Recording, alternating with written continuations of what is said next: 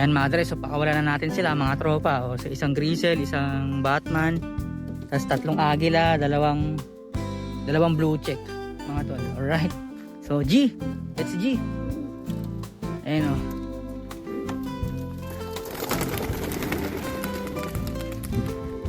Alright, ayan sa po sila. Parang ayaw kong dumiretso dito ah. Hanap na ako ng magandang spot doon na mapagkapapaliparan. Yan o, view ng kabundukan mga tol o. Parang nasa Benguet na rin o.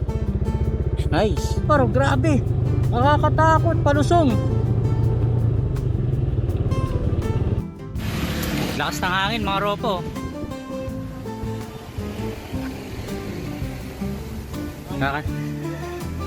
Kakanda putol na yung mga ano.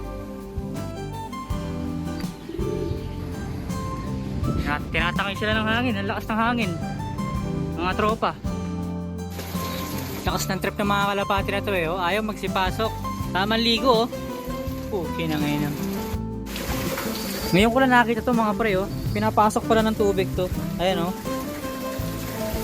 Pero yo, what's up mga dre?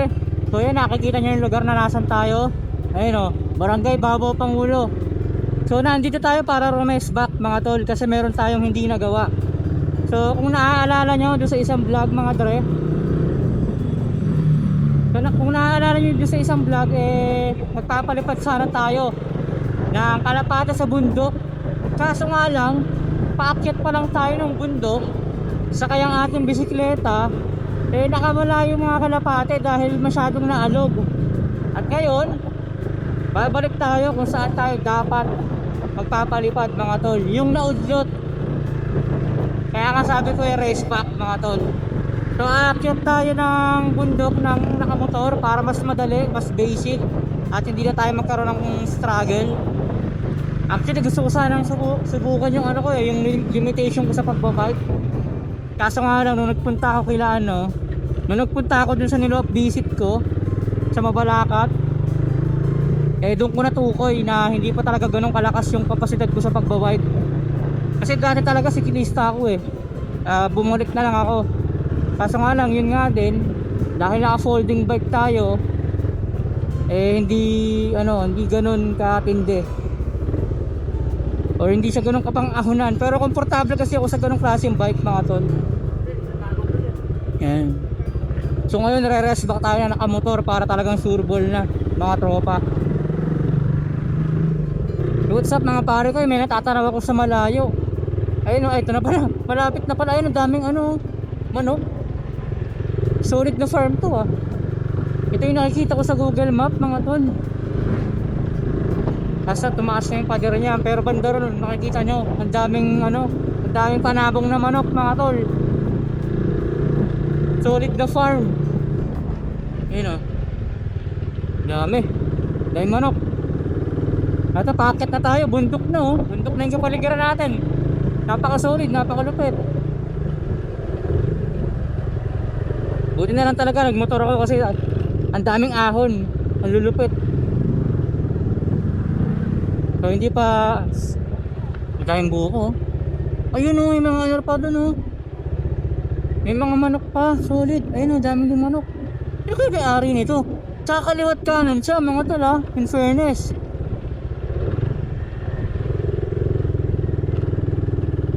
Kaya kay atong angko, wala kay Manny Pacquiao. Ito kagaya nito mga dre, paahon Tignan nyo, grabe. Malamang umiyak ako sa kakabisikleta kung natuloy ako. Grabe ahon mga tol.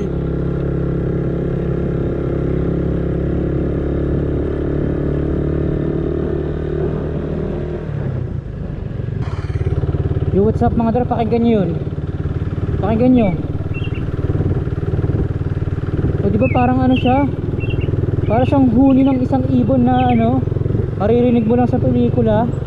Tapos yung pelikula ang nasa eksena niya nasa jungle. Ayun ano kaya klaseng ibon yun? Comment below nga mga dre kung anong ibon yun. Ayun wala na. At nahiya. Narinig yata tayo, pinag-uusapan natin siya. So yun, what's up mga dre, napakataas na natin at community na to. community na tong napuntahan natin ng mga katutubong Aita, mga tropa. Ayan. So ang lamig dito, ang lamig, para siyang Baguio, pero hindi naman siya kayang lumibel sa lamig ng Baguio. Pero napansin ko lang, kakaiba yung lamig na ramdam dito. Yung lamig ng hangin, yung pitik ng hangin. Dito lang to sa Porac, sa may Villa Maria. Ay, galing mo, solid oh. Galing ito oh. Solar panel yung ano, yung bubong. Astig.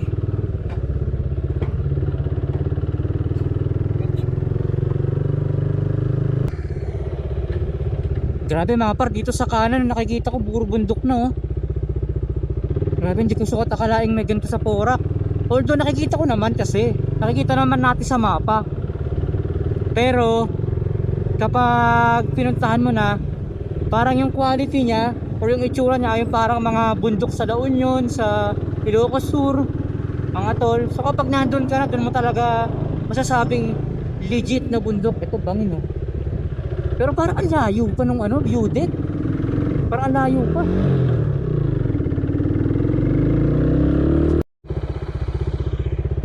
Yan oh, view ng kabundukan mga tol oh. Parang nasa Benguet na rin oh. Nice. So bali wala ng lupa. Parang ayaw kong dumiretso dito ah. Hanap na ako ng magandang spot doon na mapagkapapaliparan.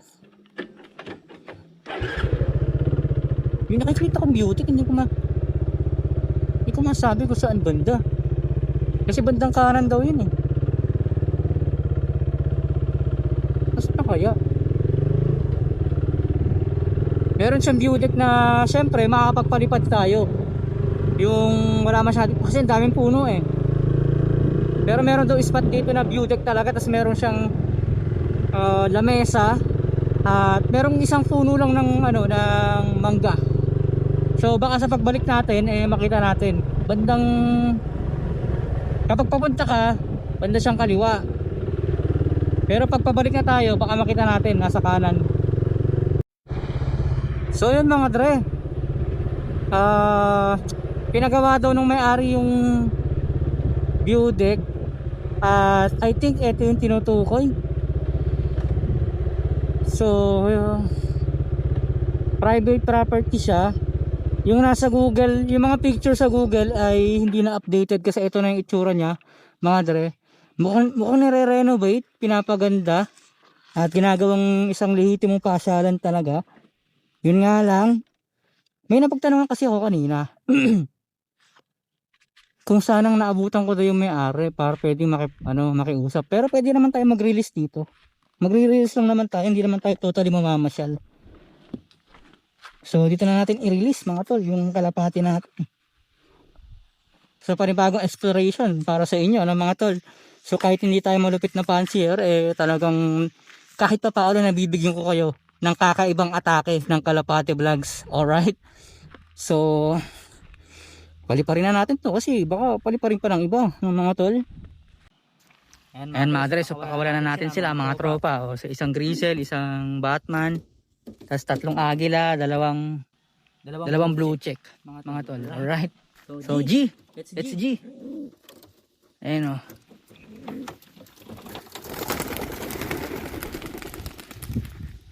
Alright. Ayan sa po sila naglilipara na mga ibon. Umikot muna kayo. Saan sila? Shit oh. Tignan nyo mga paro, grabe. Nakakatakot, palusong.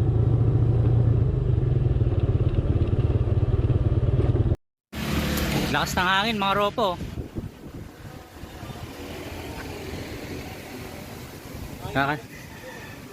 Kakanda putol na yung mga ano. So yan mga dre oh. Ito yung unang beses na sa dinami-daming beses ko na nagpalipad. Ito yung unang beses na ako yung nauna at sila wala pa mga tol. At feeling ko nagka-problema sila sa paglipad pa uwi mga tol dahil bundok na nga. Napakaganda ng panahon kanina tapos bigla na lang humangin ng napakalakas mga tol. At eto na nga sila mga par, tingnan nyo. Pagdating nila dito sa amin eh hindi muna sila naglanding. Umikot-ikot muna sila So parang eroplano lang din na kapag mataas or malakas. Kapag malakas yung hangin eh hindi sila makapag-landing na maayos. Tinatangay sila ng hangin mga Repa Pips. Tingnan nyo ang nangyayari. Ayan oh. Ikot lang muna sila ng ikot. Ayun oh. Hindi sila makataas ng lipad eh. Ang lakas ng hangin. So yun, comment below lang dito mga tre oh. Meron tayo isang YB rito. Tapos ito parang hindi YB. Hype na yan. Hindi ko kasi kagad tinignan yung ano eh, yung ring eh. Pero ito siguro mapapatuto pa natin to. Mapapatuto pa natin to siguro yan. Syempre yung YB, isa na yan. Ayan oh. Pero ito mukhang pipitik to anytime. Anytime soon eh, napakailap eh. Yan mga tropa. A few moments later. Lakas ng trip ng mga kalapati na to eh. Oh. Ayaw magsipasok. Tamang ligo oh. Okay na ngayon. Ayun, tamang ligo sila. Sila mga flyers oh. Yung ano, may naiwan sa loob. Ayan oh. Pero baka hindi pa talaga nila trip. Pumasok mga tol. Ayan oh. Trip nila maligo. Ayan, kagustuhan na nila yan. Kumbaga, wala na tayong magagawa dyan. Eh, yung mga kalapati naman na yan eh, may mga free will yung mga yan. Para tao lang din. Kung ano yung gusto nilang gawin eh. Gagawin nila mga tol. Pero syempre pag lumapit ako dyan, kakain na yung mga yan. Pero alas 3 pa lang eh. Mamaya ako na sila papakainin. Dapat nga 1 meal a day lang yan eh. Pag mga ganyang naulan, hindi masyadong matagal yung ronda nila. A few moments later. Ngayon ko lang nakita to mga pre oh. Pinapasok pala ng tubig to. Ayan oh. Pero buti na lang ano, elevated naman. Kahit ito elevated din naman eh no. So papatokin na natin sila mga tol. Pumasok na sila. Ayan oh. Gutom na gutom yung mga galing sa Lakwatsa. Ayun yung isa hindi makaakyat. Yun oh. Papasok pa lang. Kaya pasok. Ayun oh. Kain-kain lang sila dyan oh. Bubugo na sila, bahala na sila yan. Ang dami na nila. Pero dadagdagan pa natin yan. Dagdagan pa natin ng 1/4 cup mga dre. 1/4 cup yan. Ayan o. 1/4 cup nakalagay. Ayaw mag-focus. Sige, hayaan nyo na.